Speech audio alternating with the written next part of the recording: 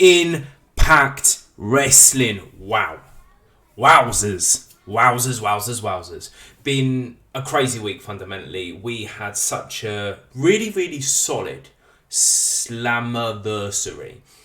And do you know what I mean? And this week's episode followed that in the sense of solid matches. But let's get to a bit of business first. Jump on to my YouTube and have a look at a video that I put out this week where we discussed the champions, and I also discussed Kurt Angle. Made a crazy statement which I still hold, okay, that Kurt Angle should be number one on everybody's Mount Rushmore. Not going to change my mind on that. Probably the best all-time wrestler from my perspective. Also, major shout out to the guys over at Hit the Turnbuckle podcast. They did an amazing interview with Harris, America's Most Wanted, with James Storm and Gail Kim interview, which was a really, really good solid interview where they talk about the element of what classical tag team wrestling is and how we've kind of, a lot of us old school wrestling fans need to adjust our mindset for this new element and new perspective of how tag team wrestling works. But as you see above me now, I've got Subculture, the Impact World Championship wrestlers, tag team champion, champion tag team guys, and they had a barn burner of a match, but we'll talk about that later. But first of all, what I want to crack on about is BTI, man. BTI this week. This match is going to be probably missed out by a lot of people because not a lot of people watch BTI or they watch the internet exclusive matches. Now, this match was super, super good. I mean, I want to say this first about Alan Angels. Alan Angels, for me, was the unsung talking point of the whole entire Slammiversary. He went into that Ultimate X match and went in there bullshit after bullshit. Actually, from my perspective, I would have given him the bloody sort of like the big X that Kushida got fundamentally, because I think his ability in the ring and what he did in the ring and how he ran the ring and how he was a general, and he's only 25 years old and he was basically bossing out everything that happened. Side note, Jake something as well was absolutely incredible in that match. Two of the highlights of this. But this match on BTI versus Crazy Steve. Crazy Steve, very underrated wrestler. People just think he's a good person to squash when it comes down to it. But this match on BTI was great. Was absolutely great. So Angels came in. People hated Alan Angels fundamentally when it came to it. And Alan Angel started it perfectly, walks in, gets the hate, Crazy Steve comes in, he rolls out of the ring and he goes to the ring announcer look, tell everybody that I am Windsor's favourite person, alright? Happens, okay? It's rather amusing, rather uncomfortable at the same time. About 30 seconds later, Crazy Steve does exactly the same thing, rolls out, okay, and gets the ring announcer saying, should I bite his face off? Now, this match was super, super good because this was cheeky. It was a bit of fun. It was on-the-fly storytelling. And you know, there's nothing wrong with that in wrestling, on-the-fly storytelling. And this is what this match was actually about. It was heavily controlled by Crazy Steve, and I didn't mind that at all because I think Crazy Steve's a top-class guy. And with great little elements of... There was a great half-and-half suplex by Alan Angels. There was a great flatliner in this as well by Crazy Steve that led into a pin, then pushed into a crossface. Crazy Steve did this insane kick, all right? But fundamentally, all right, the match was won by Alan Angels with Halo Strike. Absolutely brilliant. 1, 2, 3. Great match. And do you know what, Alan Angels, I'm going to say this, and maybe this is an interesting viewpoint as well.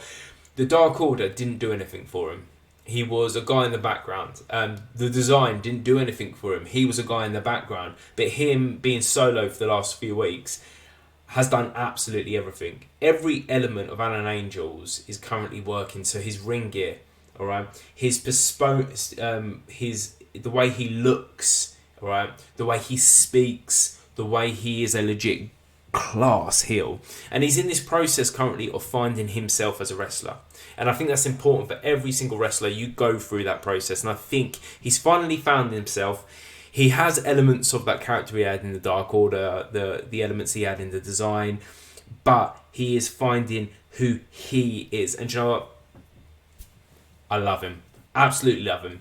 Impact Alan Angels is the dude. Okay, is the dude. And let's hope we see him hold that X Division title at some point in the future. Move on to the main show of Impact July the 20th.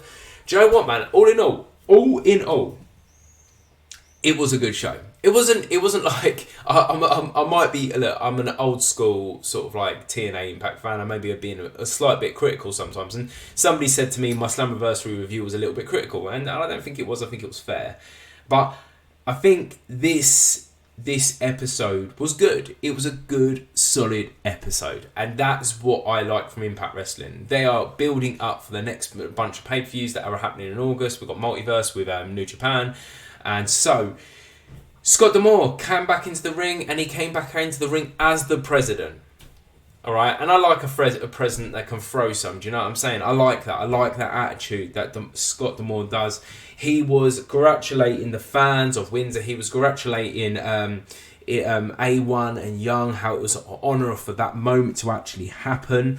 They kept zooming into his mum, okay, and I thought that was lovely. So everybody of Windsor is dead proud of Scott D'Amore, and he is proud to be representing Canada and Windsor. Yes. Brilliant. What happens is two guys that I really, really want to interview, and I'm not going to lie, I'm going to throw this out. I've actually emailed Impact Media this week to see if I can get an interview with the Good Hands, because these two lads are onto something. Skylar's been around for ages. I've only just really found out about Archie. He's a great wrestler himself. Comes in, and basically they are calling D'Amore a coward, and they're saying, look, these two hands, all right, we're going to take you down, basically. And look, I mean, Scott D'Amore does his classic concept of building a match from actually two guys that specifically hate him because they feel like they've been undermined, under-respected, forgot about. And the match ends up being Rick Swann, Sami Callihan versus the Good Hands. And you know what? It started off brilliantly. I mean, Dutch Mattel recently said the super kick has become the new Irish whip, and I think that's the truest statement in the world. So it opened up with some gorgeous super kicks from Swan, and then it led into some sort of like really, really interesting combos and sort of like move sets from Sami Callihan and Rick Swann, which I'm not gonna lie, I wish we got in SummerSlam.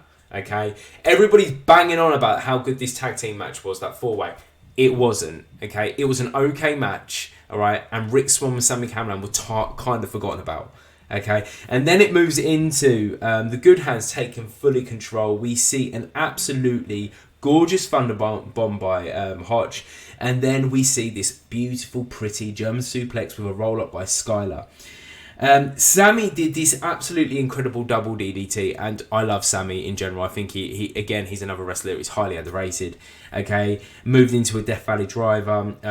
Sky goes to the pin. It's a foul, and then we see this great double team and pin by Sami and Rick. And I think fundamentally the Good Hands were sort of like handed something that was bad. I was playing words there, but it was a very, very good opening match. This is the kind of match that I wanted from Sami and Rick. The Good Hands in themselves, they are class. There is no debate about that. I rate them as a tag team, all right, for so many reasons. I personally would like them to be going against Subculture. I'd like them to go against the Rascals as soon as possible. I want to see them go against one-on-one with Moose and Myers in a bigger aspect. I also would love to see them go against ABC more. I want to see this constant. I want to see this build of the tag team division, which this episode very much gave a build of the tag team division. We moved again into tag team concepts where we saw Ace and Bay's promo, where it's really interesting because there was a statement by Ace where he said, we don't care about the Rascals, but all they talked about was the Rascals. And it was great because the Rascals coming back, their sort of like whole name, their whole concept is that they are rascals. All right, they're a bit cheeky, they're a bit naughty, they're arseholes. All right, they're gonna do anything to sort of like mess with your head. Sorry, there was a fly right in front of my face then. All right, anything to mess with their heads. All right, and it was great because then Zach and Trey walk in, and basically they said we might get involved with tonight. You don't know. Okay, then Scott walks in and boots and boat foul. Absolutely great stuff by Scott D'Amore again. Scott D'Amore is the star. Scott D'Amore is the star currently, and I think that's an important thing to remember. And then we move really, really quickly into Scott D'Amore doing another promo with Swinger. And do you know what? This Swinger side story, I really, really enjoy at the minute, where Scott D'Amore a little while ago challenged Swinger to, if he gets 50 fights, all right? If he gets 50 fights, he can have a world title challenge. Okay, and do you know what I mean? Swinger's a legend from the ECW days, and do you know what I mean? It must be 740 or something along the lines of that. And Scott basically comes across with a statement saying, look, I was misguided saying 50. I'll give you one chance, and it's got to be against Ziggy Dice. But if you don't do it this time, Swinger, Swinger, you're out of the company. All right, and then Ziggy's like, yeah, I'll just lie down, give you the count, all right, and then you got this title opportunity. And then this is where it gets good. This is where the twist comes in, a bit of fun comes in, and this is where we're obviously seeing, because we know what the news is already. Okay, so this is a bit sort of like, it's a bit mad in that sense, because we know Ziggy Dice his contract's gone. He's run out. He's not going to be involved with Impact for much more longer, and he's hinting that all over his Twitter, which is kind of funny in that sense. But Ziggy's sort of like at this point, Scott pots his head back in and he goes, "Look, man, what happens is whoever loses is gone." All right, as well. So whoever loses, Ziggy, if he wins, he might stay. If Swinger wins, he might go. Loses, he might go. Do you know what I mean? It's one of them things. And then it gets serious. Ziggy and Swinger are looking at each other square in the bloody eyes. And it's a great little... I like the story. I like Ziggy Dice, man. He has this concept of being hilarious. Absolutely fucking hilarious. He's just such a funny guy. So yeah. But the problem is, it's kind of spoilt because the dirt sheets have already told us that Ziggy's contract is run out. But we don't know. We don't know what's going on. Scott D'Amore might bloody have 9 or 10 or 20 plans in. All right. And yeah, so it's a really good little promo, man. It's a good little promo, a good little segment, a little bit of fun, a little bit cheeky. And we move in straight into another segment. And this is the great thing. So we're trying to build a story. This is the new season. And Eric Young is back, and I was wrong. I was fairly convinced he was under contract with WWE still, but he was released, all right? And a few of the guys on Twitter that I know and stuff like that basically said exactly the same. This is prior SummerSlam, so he turned up, everybody was right. I actually called A1 to come in, interestingly enough, and he did. So I wasn't actually all wrong in that element, but Gina sort of like cracks out and he goes, look, man, you come back from the dead. And he goes, I have loads of stuff to address. There's an evolver that I'm evolving. There's a future. Aldis comes in and he's sort of like trying to get Young to be on his side. Look, man, we're both old school. We've been here for a while. We've done the business in Impact, blah, blah, blah. Trying to be sort of like this British mafia villainy sort of character. And he goes down the route of talking about Young talking about tradition. All right, it's beautiful. And fundamentally, it always ends with two people in the ring. So I'm assuming next week I think we are going to get an Eric Young Aldis fight. I think Aldis is pretty much at the end of his time period. Some guys I know do a podcast that interviewed him this week, and basically he says in his interview that he feels like at this particular time period he could turn up anywhere. It's like a territory time period in that sense. His contract is up at Impact. And yeah, let's see what goes with that, because I think it's just super good, man. When you can tell a story... Alright, let's do it. I'm old school, man. I'm old school. I want stories, okay, to explain what happens in the ring. I don't want just matches. I want entertainment. Alright, and that's another one, man. We'll talk about that in a bit, actually. But we move into a really, really, really, I'm saying this really passionately, good match. I said this episode was solid. It was a good, solid episode. But this is one of the highlights of the episode. Jake something, man. Anybody that doesn't know much about Jake Something was Jake Dina. He was a tag team with Kobe in the sense of the leader of the Design currently. And then there was Kobe sort of left and sort of like went into Violent by Design with Eric. And then basically Jake was sort of like just doing his business. And he left the company for a fair while. And he left the company for a fair while, and it was kind of sort of like one of them things. It's a big mistake him leaving, letting him go. But he left. He found himself, and he had this great promo at the start of this where He wants to make his name something. And that's where Jake something comes from. Versus Kevin Knight, and both these were in the X Division match, the X Division Ultimate X match, and Knight, I believe, does a lot with New Japan. I might be wrong, but I believe he tags with Kushida as well, so that's a cool thing, and it makes sense about his visor and stuff like that. Do you know what I learned off Knight though? Every time I've seen him 3 or 4 times on television and stuff like that, and he's got one of the best vertical jumps I've ever seen. I think it's even better than that lad from the Street Profits over in WWE. But the match starts off hard hitting, hard shooting, major power slamming, pushing to craziness power, alright, from Jake something. And you kind of feel the match could have been short, and it wasn't short, and it was building something. So Jake comes in, he powers and powers and powers Knight. I mean, there's this moment where basically he sort of jumps on Knight in sort of like, I don't know, in a position like this and takes him down. And it looks like he's hurt him in that element. But then what happens is shortly afterwards, Knight uses momentum and his athletic concept to take control of the matches. So we see a lot of jumps. We see Knight move into something that surprised me, and maybe I shouldn't have been surprised, but moves into this element of doing a lot of holds, wrist locks, arm locks, keeping him on the floor, slowing down the match for Jake. So when Knight comes back, I assume would be like a speed, like a beast or something along the lines of that. And we see what happens is a top leap frail. Jake catches him, puts into a power. No, we see a leap where he boots him in the noodle, and then he goes up for a hurricanrana, and then what happens? So I'm close my eyes, I'm just imagining it in my head. Yeah, goes up for a hurricanrana fouls. Jake catches him, bang, power bombs off the second. All right. And then we get into a little boxing match. Jake takes control again, and it was basically 2 crossbodies by Knight did not do nothing for Jake, and Jake basically did a major slam and won it 1, 2, 3, and it was just a quality match. It was one of the matches where everything you saw was a surprise. It wasn't just a powerhouse versus an athlete.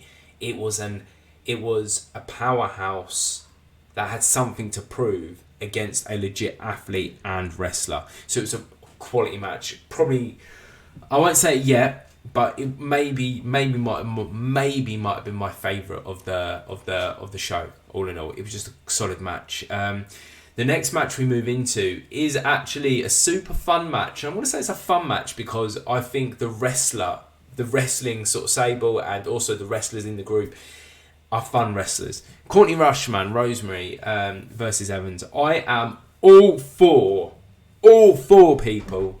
Okay, Evans. All right. Not Evans. So Rush and Jessica's sort of like Wayne's World, sort of like 80s rockery, early 90s rockery sort of like concept of how their gimmick is going. We know there's a time before Havoc and sort of like Rosemary will return, and this is why it's super fun watching it, because this gimmick works. This match was super interesting at the same time. It comes off Slammiversary again. It's like the fallout in that sense, in that element. We see Evans take major control of this match early on, and you know what? Rush never really had a chance in this sense because of size. So Evans comes in, major power slam, major leg block, quick pin. Rush can't put together a move set, and I think this is the interesting thing about the match, till there being a point of where she puts this beautiful reverse DDT in, and it's really funny. I've got in my notes here that it's sort of Giselle Shaw and a little squad of cronies, including Evans and Giselle. Their sort of concept is lie, cheat, steal sort of like element. We see Jessica take out Shaw. We see Jody Fret run in there and basically take out Giselle like he's a naughty little schoolboy, smacking his bum, alright, in that sense. So it was absolutely great. It was just a great sort of match. Yeah, fundamentally what happened was Rush gets a roll-up win. But it's a super fun match. Definitely worth watching. So, yeah. I love Coven. Covenant's got something in my heart. The Covenant got something in my heart where they're going on about how Trinity is taking all the limelight away from them. Basically, not Killer Kelly, Colin King's basically beast moding her promo. But you know what? It wasn't Colin Key's promo that made me laugh. It was actually Taylor Wildman, veteran legend, I will say his first ever Impact champion, tag team champion. Okay, she calls what they called Masha and Killer ginger freaks, and it just made me laugh. It was really, really funny. And then basically she has this little funny statement in the sense of the Coven don't need batteries to glow, and they're sort of like ripping on Trinity Taylor. It was a good little promo, super fun. I like super fun. And then we jump into a Jonathan Gresham interview, and this is where it was interesting because I was talking to my missus a little while ago, and I was saying about Gresham not really fitting the criteria of Impact Wrestling. So Gresham's background, if you're a Ring of Honor fan, you'll know who he is. His background is Pure Rules, man. Pure Rules. He likes Pure Rules mat wrestling. Okay. And the X Division isn't about that. The X Division tagline is, it's not about weight limit, there's no limit. And when there's no limit, as Gresham puts into this very clearly, that means no rules, no limit. And he kind of says, look, you look in general sport. General sport has rules, it has a basis and stuff like that. So you can fight in. I was in Pure Rules. Do you know what I mean, in that element. And he says, I'm not sure if Impact's for me. Which I'm not sure if he's saying that he's going to go, he's got something else to go to, or something along the lines of that. I don't know if it's contracts coming up, so they're trying to build something in that element. I don't know if they're trying to build a storyline of bringing in sort of like maybe a Pure Rules belt. I don't know. But it was good. It was a good sort of thing because Gresham in a suit looks good. And when he's in a professional element, he looks good. And I think I love that sort of like element of ring general, Pure Rules. What's supposed to go on the mat is supposed to be on the mat. I love that concept. All right, quite a lot.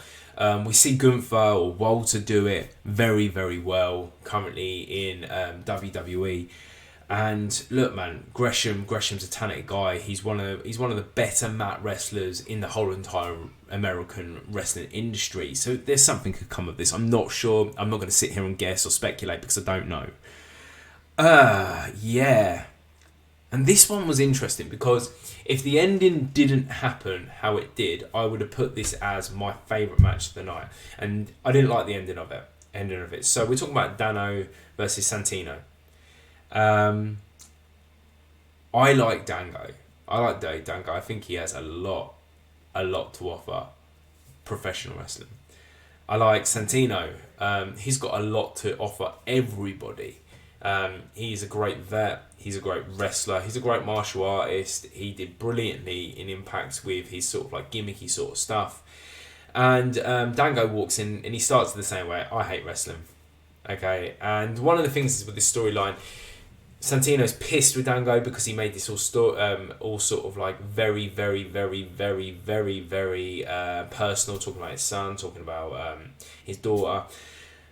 And Santino comes in there, and he comes in there like some mad ass MMA judo fighter in that sense, because he comes in, he does this brilliant single leg takedown into an armbar, and we see Santino get taken down after time. No, Santino taking down Dango time after time.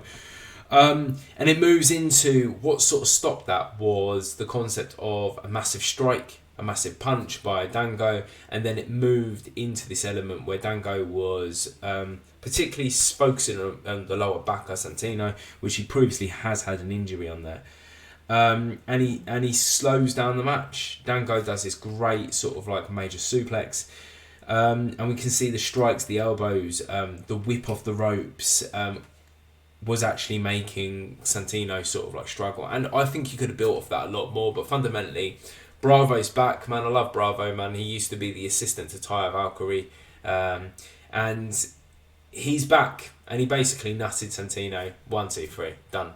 Dango won that match, which is kind of disappointment in a lot of ways. But you know what? One of the things that I liked, what one of the commentators said was, the good thing about the management of Impact Wrestling, they're willing to throw fists, and Santino and flipping Scott D'Amore are always willing to throw fists. But if that didn't end how it ended, I will tell you the honest truth now, that would have been my favourite match of the night because I just loved what Santino did. I thought that them takedowns were absolutely brilliant. But I just didn't like the ending. I'd have rather Santino beat the living shite out of him for another 20 minutes and be injured in that sense. But we might see that in the future. Very, very possible in the future to see that. So what happened after that? Shaw, it's another promo, it's another segment in that sense. Shaw comes out. She wants an outfit change. Okay, so she's shouting for Jadel. And Jadel was not there. They bump into Killer Kelly and Masha. Okay, and basically Shaw's like, move out my way, blah, blah, blah. That sort of like really shite attitude in that element of what a diva would do, and what I love it, just love every moment of everything she does. And basically Masha and Killer weren't moving, and they told him to the face in that element. But what was interesting about this was the bit where Jodie Fret brought in Jadel, and Jadel's crying and he's shaking on the floor like Jodie Fret's done something really sickeningly evil to him, which was super fun. It was super fun. We move into another segment with Alicia Edwards and Eddie, the Ride and Die. And basically, Alicia Edwards, I love Alicia Edwards. I don't get why she's not wrestling every week. I really want her to be wrestling every week because she's a really good wrestler. Not squash matches, but it's sort of like came with Tracy Brooks, Diva, knockout legend, the original knockout in that sense. You're not my equal. We saw that. We understand that. We get that. And a massive brawl happened out. I don't know what's going to build out of this Kaz versus sort of like Eddie thing, and Tracy versus Alyssa now is going to be good. It's going to be good. I mean, one of the best matches of Slammiversary was their match. It was a bit long, but it was a good match. It was a super good match. Now we move into subcultures match. That these people above me. So I mean, in that element. Now I was critical. Okay, of the Slammiversary match. I am going to continuously say this. I was critical. I wasn't critical of Subculture. I wasn't critical of ABC. I wasn't critical fundamentally of Moose and Myers. I felt that Sammy and Rick were out of it a bit. I didn't get the point of it being a four-way, first of all. I thought it could have been better if it was literally a two-way, or they could have done something a little bit more sort of like sneaky or intelligent about this. I think that's sort of like some of the concepts where I didn't enjoy about that match. Okay, but the move sets from Subculture and ABC and what Moose and Myers eventually did, and that was brilliant. It was brilliant, but it just was underwhelming. Okay? But this match wasn't underwhelming. Alright? And this is why I love tag team wrestling. Because this is how tag team wrestling should be. So fundamentally, Subculture, okay, and the ABC, they're one all, man. They both have matches against each other. They're at pay-per-views, and basically they both beat each other at some point. Alright, it's 1-0. It's 1-0. And this match was not disappointing in this sense. I mean, I just want to tell you a fun fact about Mark Andrews. He was at Boot Camp Season 2 of TNA, so he's got links to this. These guys got links to TNA in that element, links to sort of Impact Wrestling with when they went over and did the UK sort of like stuff, which I wish they'd do again, and we need them over in the UK. Not just bloody Canada, Scott D'Amore. The UK, we love Impact over here. And this match starts really quickly. This match starts with Morgan and Ace, and it starts very 50-50. There's a very quick cheeky pin, and I love a cheeky pin. Ace takes over again. Bay tags in. There's a massive stomp. Ace's ability to make a match faster than it should be is so good. And he has this really dramatic way of moving, where you get some wrestlers and they're sort of like robotic, or you get other wrestlers that are just super quick. But Ace can move and he makes everything look pretty. Okay, so wherever he is wrestling, alright, I am fundamentally interested. So we see Ace hit this massive double kick. We see a lot of flying elbows, interestingly enough. Okay, and we see a kind of Falcon Arrow hit by Subculture, and it moved into a Northern Lights by Andrews, which was a great sort of like combo move set that happened in the match, which directly makes me think that this Subculture run could be good. Okay, we see a lot of very quick combos by sort of like Bay and Ace, but nothing particularly interesting. It looked like they were sort of defeated quite early on by Subculture, but that's the great thing about telling stories in this sense. And we see Andrews get Ace into a torture rack, and the torture rack kind of fails. And we also see this really, really pretty brainbuster happen. The combos movement by Subculture were absolutely amazing. And then at this particular time, ABC take control again, but barely take control. Ace fundamentally saves Bay from a pin, okay, and at this point you sort of like fundamentally ABC have got no chance, and this is a really good match. I'm not explaining this particularly great. I do apologise because it was that good. Do you know when you watch a match and so much is happening you can't grab it? Ace does this gorgeous, not Ace, Andrews does this gorgeous double flip into a double kick and hits him in the head, okay? And the match is that fast. And then who turns up? The Rascals. And then the Rascals do their business, and then we see a really, really quick pin, okay? Subculture retain it. And now there's an argument that Subculture has been helped twice by the Rascals, which I don't care, because fundamentally I think the Rascals are going to be going after Subculture, but I think the Rascals will go for ABC first, and then we'll see the Rascals at some point be facing Subculture. But this match was everything you wanted it to be. This is what tag team wrestling is.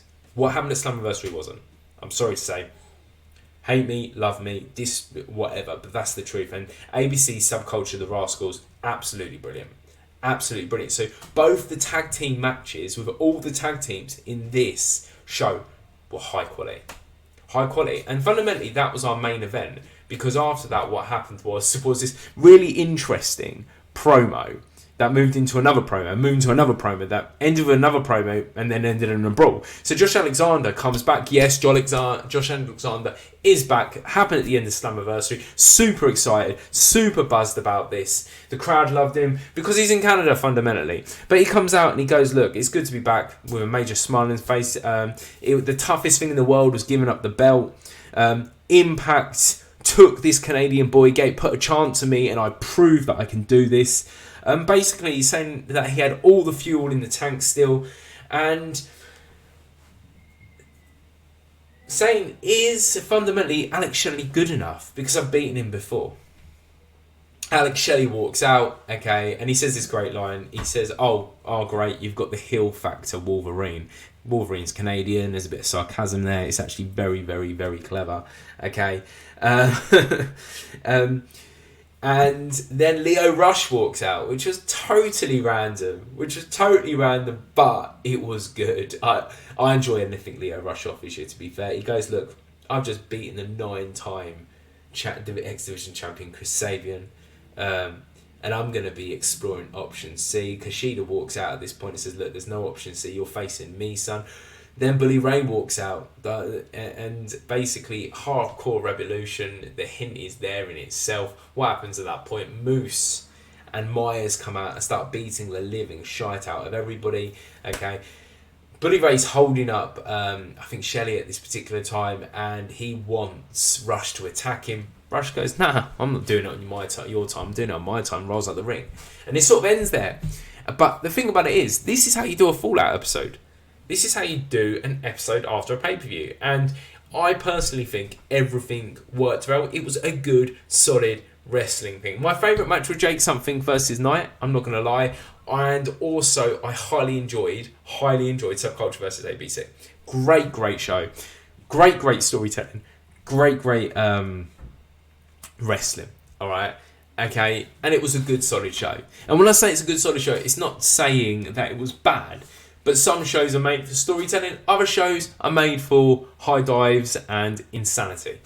So yeah, this is Scalzi Talks, man. I will be back next Wednesday with another Scalzi Talks More Impact Wrestling. Not sure what I'm going to talk about. It could be absolutely anything. It could be about my favourite wrestlers, or it could be about a dog. Okay, that's once appeared maybe in Impact Wrestling, which it'd be interesting if that was the case. I might research that afterwards. But yeah, thank you guys for listening. It means the world to me every single time.